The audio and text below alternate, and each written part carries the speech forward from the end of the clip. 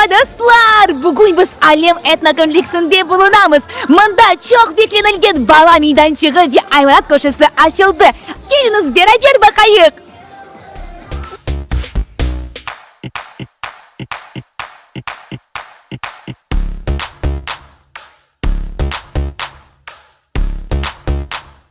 Velide duyguların nasıl? Tek yaxşı biz bu bayramga tek hazırladığımız. Mağa bugün Dilber resimler yaptılar. Ben tek beğendim. Mında balacıklar için acayip beklentiler var. Ne düşün programı?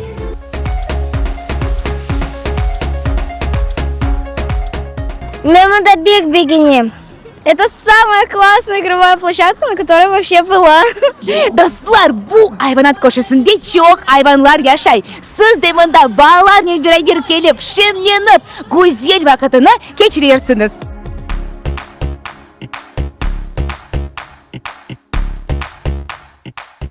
Hayvanat koşusunda oyuncaklar da yaşaylar. Mında onlarını aşatıp onlarla oynamak mümkün. Hem de sipamak mümkün. Sen yaptın? Dünyadan tasanıyım. Bakınız mında ata sığınlar da var. Ne dedin bir?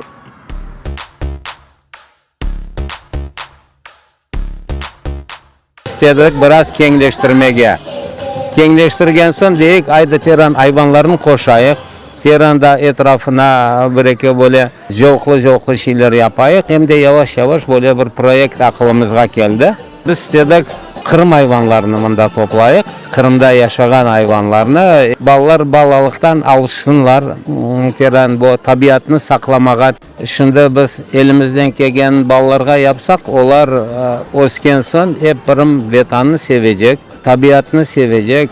Bu ballar terançık ogune bir bakkan ballar olar. Endeme belesem on nesil Kırım'a da çok fayda getirecekler. Наконец-то в Строгановке появилось такое место. Нам очень нравится, очень большая разновидность животных. Для родителей, для детей все максимально обустроено. Да, var çok şirin ve balat. Burada опять гусей. Дети в восторге, эмоции зашкаливали у всех. Площадка очень приятная, красивая. Я рада, что Алем открыл такое место.